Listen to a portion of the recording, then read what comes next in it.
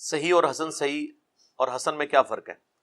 یہ صحیح احادیث کی 3 کیٹیگریز ہیں. سب سے اوپر صحیح حدیث، اس سے تھوڑی نیچے حسن صحیح، اور اس سے نیچے حسن ہے. یہ تینوں صحیح ہیں، لیکن ترتیب اس کی یہ ہوتی ہے، اور راویوں کے مضبوط ہونے کے اعتبار سے اس کو ڈیفائن کیا جاتا ہے. حسن حدیث بھی صحیح ہوتی ہے بشرطے کہ حسن لذاتی ہی ہو. ضعیف جمع ضعیف جمع ضعیف، یعنی کئی ضعیف روایتیں مل کے حسن لغیری بنانا، جس طرح شیخ البانی بناتے ہیں، وہ والی حسن نہ ہو. حسن لذاتی، اس کی سند بالکل سارے صدوق راوی ہوں، سارے ثقہ نہ بھی ہوں، صدوق ہوں، یعنی سچے ہوں، اتنے مضبوط نہیں لیکن سچے ہوں. اگر وہ آپ کریٹیکلی دیکھیں تو بخاری کی بھی ساری حدیثیں کوئی صحیح درجے کی نہیں ہیں، کچھ حسن صحیح ہیں، کچھ حسن درجے کی بھی ہیں، لیکن چونکہ راوی صدوق ہیں، حدیث کے معاملے میں سچ بولتے ہیں، تو روایت اس کی لی جائے گی. اس میں یہ نہیں دیکھا جائے گا کہ یہ راوی بدعتی ہے، یا یہ راوی جو ہے وہ کسی غلط عقائد رکھنے والے فرقے کے لیے ہمدردی رکھتا ہے. نہیں، بندہ سچا ہے نا، اس کی روایت قبول کی جائے گی. بخاری میں درجنوں راوی ہیں جو شیعہ ہیں، ایسے راوی بھی ہیں جو شیعہ مسجد کے امام بھی تھے، اسٹیبلش جو اثنا عشری اور سنی و تفریق میں، لیکن امام بخاری نے ان سے حدیثیں لی ہیں. کتنے ناسبی راوی ہیں بخاری میں، لیکن روایت حدیث میں وہ صدوق ہیں، سچے ہیں، اس لیے ان کی روایتیں قبول کی گئی ہیں حدیث کے اعتبار. اور یہی معاملہ ہے صحابہ کرام کے بارے میں بھی. یہ جو اکثر آپ کو ایک جملہ بول رہے ہوتے ہیں، الصحابۃ کلہم عدول، آپ سمجھتے ہیں کوئی آیت ہے کوئی حدیث ہے. نہ یہ آیت ہے نہ یہ حدیث ہے، یہ ایک سلوگن ہے. خلاف دے راشدہ حق چار یار پانچ تن پاک، جس طرح یہ سلوگن ہے، یہ بھی ایک سلوگن ہے، الصحابۃ کلہم عدول. صحابہ بھی لفظ درست ہے، صحابہ بھی درست ہے، زیر سے بھی اور زبر سے بھی. تو اس کا مطلب ہے کہ حدیث قبول کرنے میں سارے صحابہ عدول ہیں. حدیث میں کسی صحابی سے جھوٹ ثابت نہیں ہے، یہ اصول حدیث ہے. اس کا یہ مطلب نہیں کہ صحابہ کرام سے غلطی نہیں ہوتی، یا وہ گناہ نہیں کر سکتے، یا وہ معصوم ہے، نہیں. ہاں، اس معاملے میں وہ معصوم ہے کہ نبی علیہ السلام کی کوئی بات انہوں نے مکس کر کے آپ کو نہیں بتائی. اب آپ سوچ رہے ہوں گے کہ اس میں کیوں معصوم ہے؟ وہ اس لیے کہ یہ اللہ نے اس دین کی حفاظت صحابہ اور اہل بیت سے ہی تو کروائی ہے. دوسری بات، انہیں یہ پتا تھا کہ ہمارا ہر جرم معاف ہو سکتا ہے. جس طرح آپ کہتے ہیں نا کچھ بھی ہیں تیرے محبوب کی امت سے ہیں، انہیں بھی یہ پتا تھا کچھ بھی ہیں تیرے محبوب کے صحابی ہیں، ہر گناہ معاف ہو سکتا ہے. لیکن جس نبی کو ہم نے اپنی آنکھوں سے دیکھا، اس کے ہاتھ میں ہاتھ دے کے بیعت کی، اگر ہم نے اس پہ جھوٹ باندھا نا، پھر ہم مارے گئے. بعد کے لوگوں کو تو کوئی نہ کوئی بینیفٹ آف ڈاؤٹ مل سکتا ہے، ہمیں اللہ نے نہیں چھوڑنا کہ تمہیں تو میں نے نبی علیہ السلام کا ساتھی بنایا تھا، تم نے اس نبی پہ جھوٹ باندھ دیا. اور پھر اس سے بڑھ کر رسول اللہ صلی اللہ علیہ وآلہ وسلم نے صحابہ کرام کو اس گناہ کی انٹینسٹی اتنی کوٹ کوٹ کے ان کے دلوں میں بھری تھی نا، کہ اتنا بڑا گناہ ہے کہ بچ جانا بچ جانا بچ جانا. مسلم کی پہلی حدیث مولا علی سے یہی ہے، بخاری میں بھی ہے، دیکھنا میری طرف جھوٹی بات منسوب نہ کرنا ورنہ اپنا مقام جہنم میں دیکھ لو. چند احادیث ہیں جو متواتر ہیں، جو سینکڑوں صحابہ نے روایت کی اور ہزاروں تابعین نے. ان میں سے ایک حدیث یہ ہے کہ جس نے میری طرف جھوٹ منسوب کیا اپنا مقام جہنم میں دیکھ لے، جو بخاری میں بھی، مسلم میں بھی، دنیا کی آلموسٹ ہر حدیث کی کتاب میں یہ حدیث موجود ہے. اب ایک بات کی جب لکیر اتنی بار پیٹی جائے تو آپ امیجن کر سکتے ہیں، جس طرح آپ پاکستان میں بھی کتنے پکے بے نمازی ہیں جو عید کی نماز بھی نہیں پڑھتے، لیکن کہیں گے اللہ دے فضل نال آج تک خنزیر نہیں کھاتا، 10 سال انگلینڈ لیا میں خنزیر نہیں کھاتا. کہیں گے نا سور کا گوشت نہیں کھایا. کتنے بے نمازی ہیں وہ کہیں گے میں نے سگریٹ کبھی ہاتھ میں بھی نہیں پکڑا، شراب تو بڑی دور کی بات. اب آپ سوچ رہے ہوں گے ایک طرف حالانکہ نماز چھوڑنا اس سے بڑا گناہ ہے، لیکن انہوں نے اس گناہ کی انٹینسٹی اتنی بڑی سمجھی ہے. بس صحابہ کرام بھی یہ سمجھتے تھے کہ سب کچھ معافی ہو جائے گی، لیکن اگر اللہ کے نبی پہ ہم نے جھوٹ باندھ دیا، سانو نہیں اللہ نے چھڑنا، بادل تو چھڑ دے گا، سانو نہیں چڑھتا. یہ وہ چیز تھی جو صحابہ کرام کو جھوٹ نہیں بولنے دیتی تھی. سب سے بڑھ کر حضرت معاویہ ابن ابی سفیان رضی اللہ تعالی عنہما نے بھی لاکھ اختلافات کے باوجود مولا علی پہ کبھی جھوٹ نہیں باندھا. قتل عمار والی حدیث پہنچی، اس کی باطل تعویل ضرور کی، حدیث کا انکار نہیں کیا، کیونکہ انہیں پتا تھا یار ریڈ لائن کراس نہیں ہونی چاہیے. اس لیے ہم حضرت معاویہ کہتے ہیں حضرت معاویہ رضی اللہ تعالیٰ عنہ نے اپنے دور حکومت میں کتنے ایسے کام کیے جو بخاری مسلم میں رپورٹ ہوئے ہیں، تو پھر ان کی حدیثیں کیوں لی جاتی ہیں؟ اس لیے کہ حدیث میں انہوں نے کبھی کوئی جھوٹ نہیں بولا. سنن ابی داؤد میں یہ حدیث موجود ہے 4129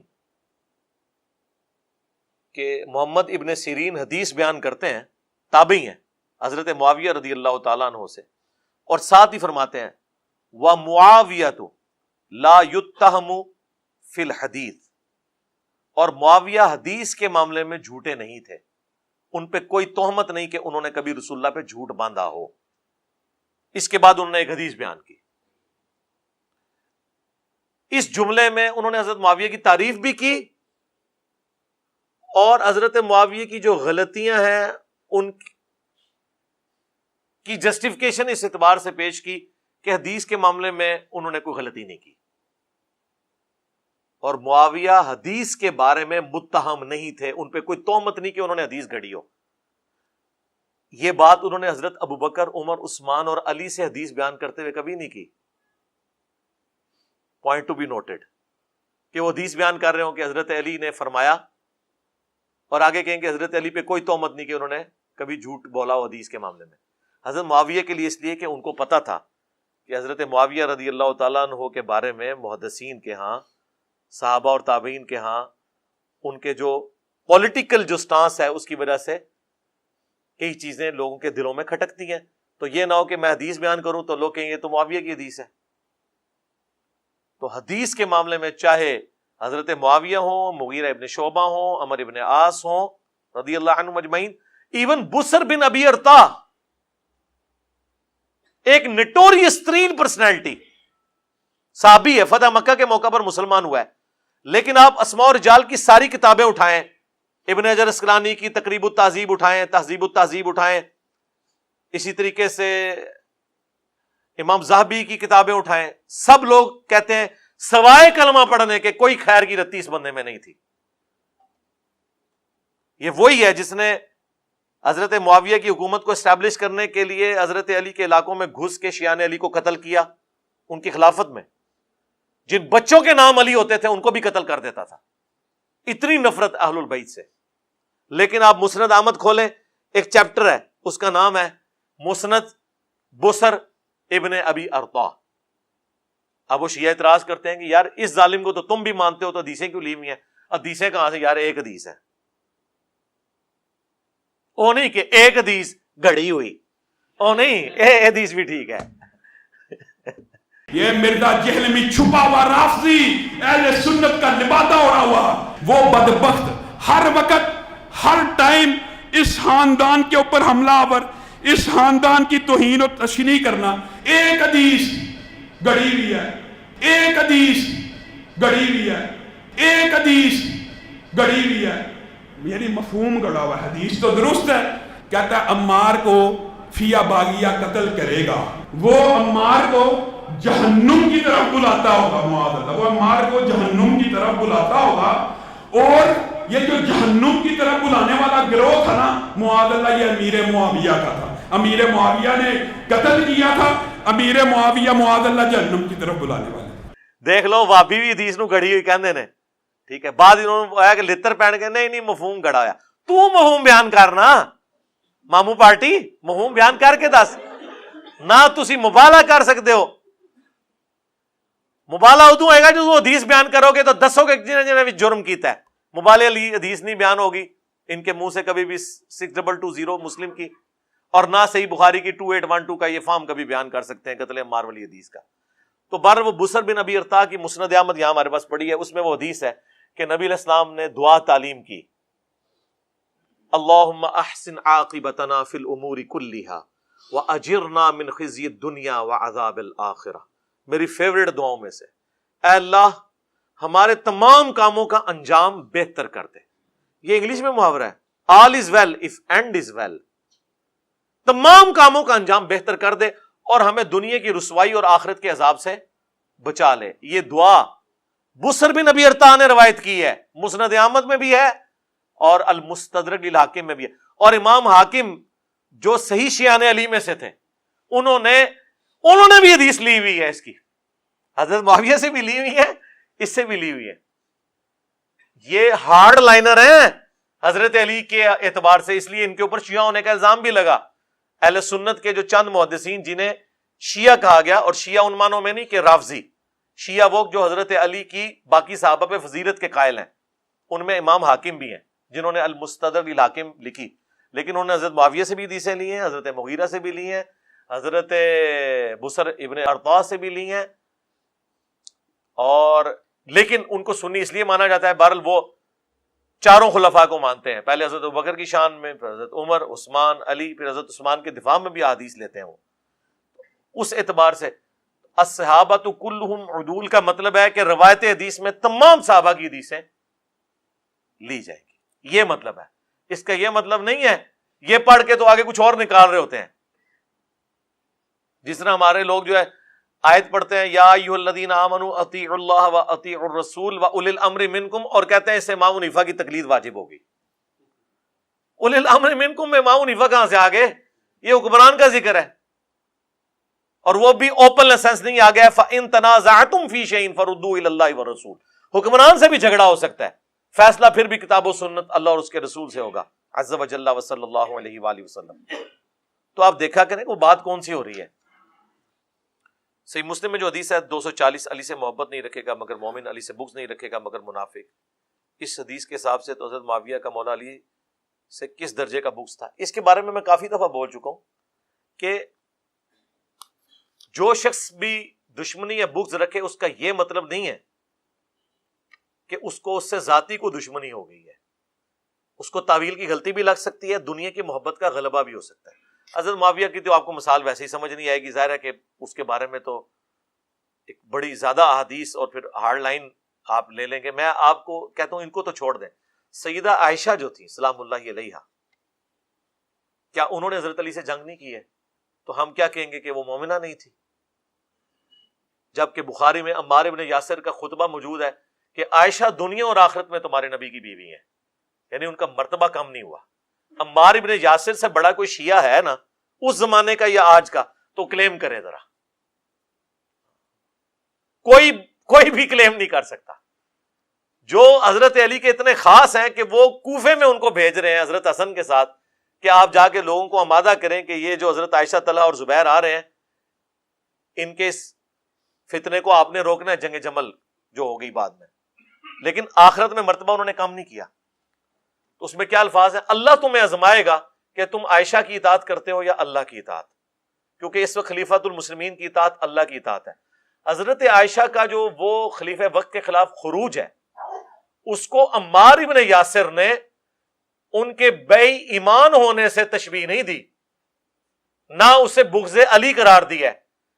یہ قرار دیا ہے کہ ان کو گیون سرکمسٹانسز کے اندر ایک بات غلط سمجھ آئی ہے، کیونکہ اس زمانے میں علم غیب نہیں تھا نہ ہوتا. علم غیب جڑا تسی بنایا سی نا وہ صحابہ کی جنگوں نے ہی بتا دیا کہ علم غیب تے شاہی کوئی نہیں رہا.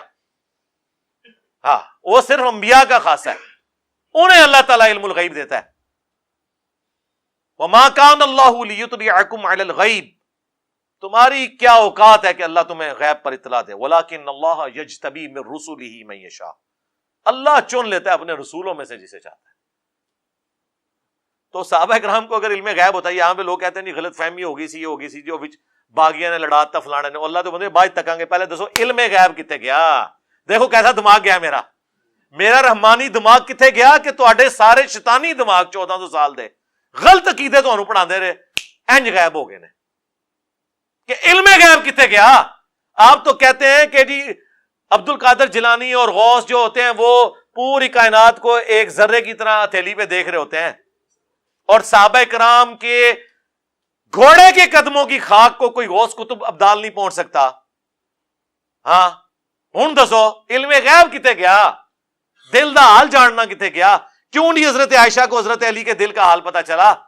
حضرت زبیر تو جنگ میں آگے، حاکم میں اور مسند احمد میں آتا ہے حدیث بھی بھول چکے تھے، حضرت علی نے یاد کروایا کہ یاد ہے زبیر حضور نے تجھے کہا تھا تو ظالم ہوگا جب تو علی سے لڑ رہا ہوگا، تو وہ گھوڑے کو اڑی لگا کے وہاں سے نکل گئے.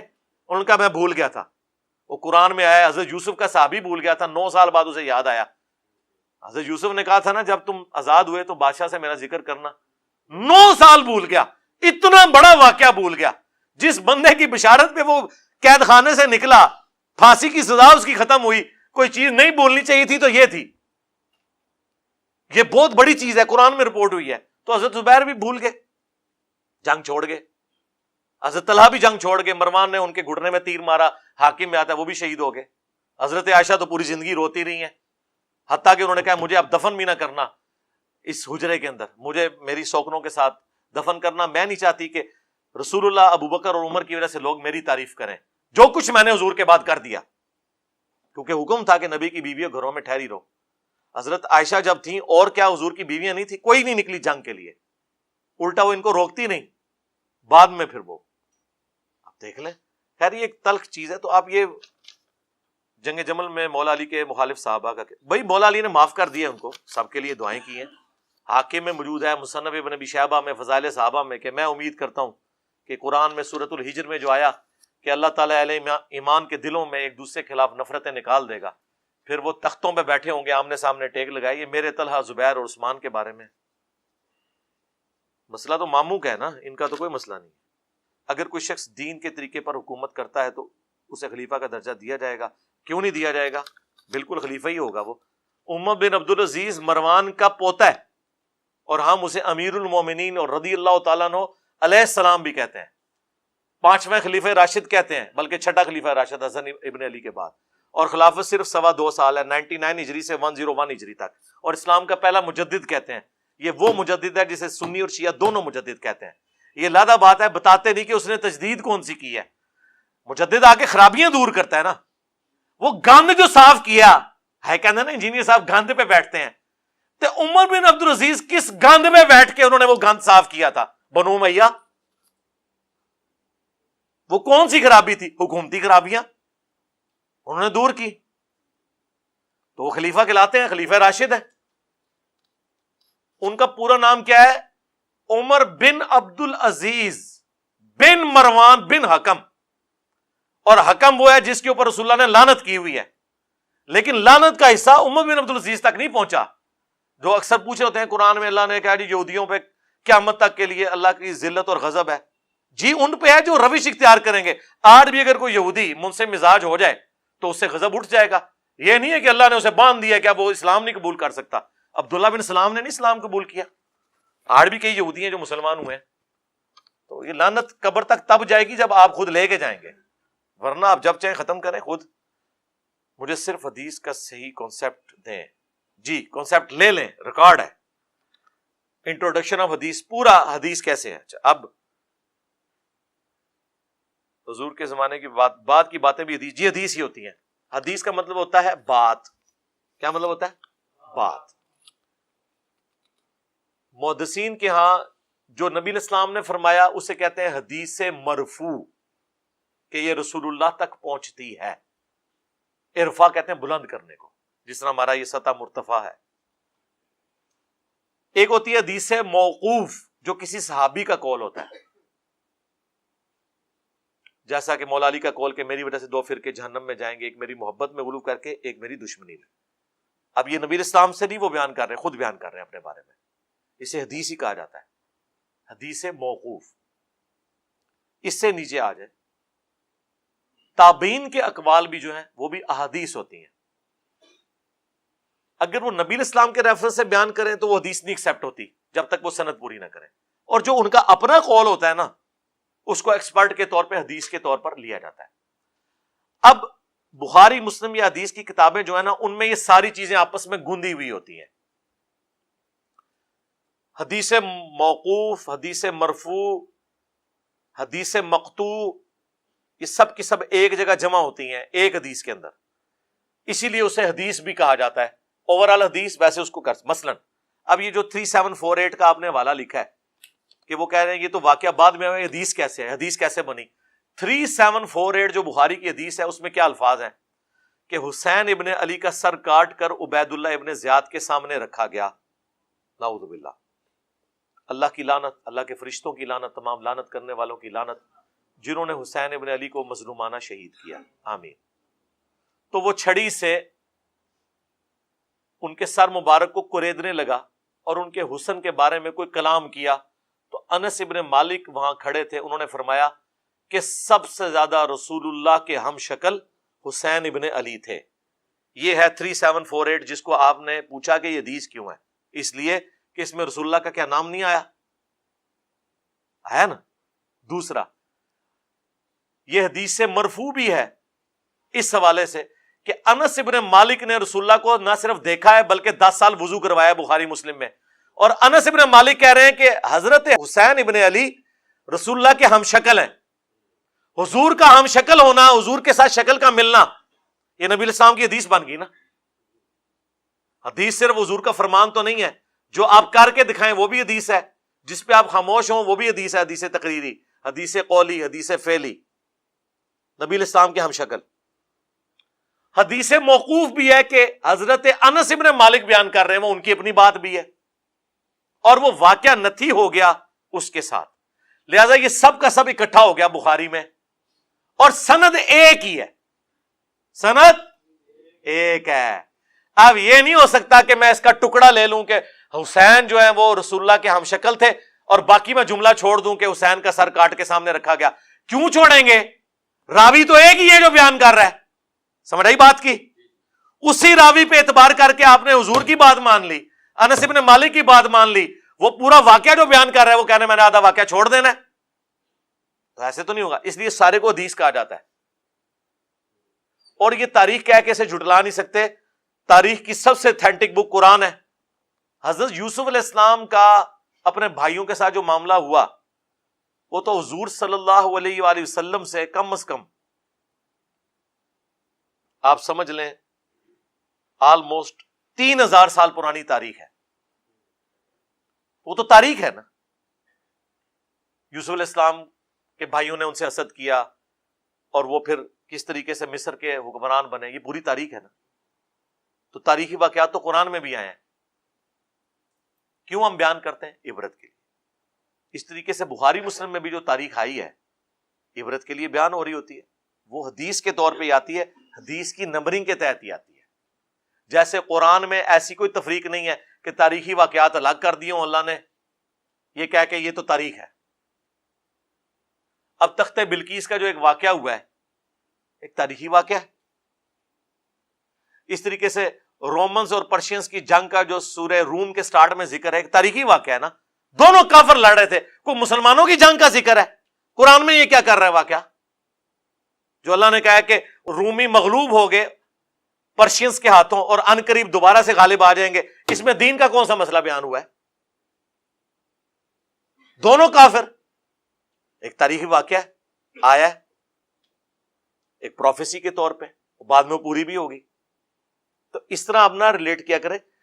تو جو بھی حدیث کی کتابوں میں آتا ہے، حدیث جب بھی کوئی صحابی تابعی بیان کرتا ہے نا، وہ کسی سرکمسٹانسز کے اوپر بیان کرتا ہے۔ جس طرح مسلم شریف میں حدیث ہے، میں نے کربلا والے ریسرچ پیپر میں ڈالی ہوئی ہے کہ حضرت معاویہ نے اناؤنسمنٹ کی مال غنیمت کے جو سامان آئے تھے سونے اور چاندی کے، اور فوجیوں کو کہا کہ اپنی تنخواہوں کے عوض جو ہے نا اپنی اپنی مرضی کے برتن اٹھا لو، تو وہاں پہ صحابی کھڑے ہو گئے۔ انہوں نے کہا نبی علیہ السلام نے سونے کے بدلے سونے کے کاروبار کا منع کیا ہے، اللہ دست بدست ہو اور ہم وزن ہو۔ یہ نہیں ہے کہ ایک فوجی کی تنخواہ جو ہے وہ 100 دینار کے برابر ہے اور وہ ایسا سونے کا لوٹا اٹھا لے جو 150 دینار کا ہے، تو یہ تو سود لے گا وہ۔ تو سارے فوجی رک گئے، لیکن حضرت معاویہ کو غصہ آ گیا۔ مسلم شریف کے الفاظ ہیں، انہیں تو برا لگا کہ میرے حکم کو میں حاکم ہوں اور اس بندے نے حدیث سنا کے سب کو سائڈ پہ کر دیا۔ تو انہوں نے کہا میں بھی تو اتنا عرصہ حضور کے ساتھ رہا ہوں، میں نے تو ایسی کوئی حدیث نہیں سنی۔ یہی کچھ تھوڑے حنفی بھی مولوی کہہ رہے ہوندے نے، میں بھی آج تک اسی تے کوئی حدیث نہیں سنی ہے۔ تو وہ صحابی اتنے غصے میں، انہوں نے کہا مجھے اندھیری رات کے ٹکڑے میں جنگل میں تمہارے لشکر سے علیحدہ ہونا پڑ جائے میں گوارا کروں گا، لیکن جو کچھ میں نے خود حضور سے سن رکھا ہے اسے بیان کرنے سے باز نہیں آؤں گا۔ ہاں، یہ وہ حدیث بیان کر۔ اب یہ پورا ایک واقعہ ہوا ہے نا، اب آپ کے اس واقعے میں جو کچھ حضرت معاویہ کے فوجیوں نے کیا حضرت معاویہ کے کہنے پہ، اور وہ صحابی نے حدیث سنائی اور وہ سارے بیک فٹ پہ چلے گئے، یہ واقعہ چھوڑ دیں، بس آپ اتنا حصہ بیان کریں کہ سونے کے بدلے سونے کا کاروبار منع ہے۔ بھائی یہ واقعہ جب بیان کریں گے، یہ امپلیمنٹ جس جگہ پہ ہوا ہے وہ تو بتائیں گے نا۔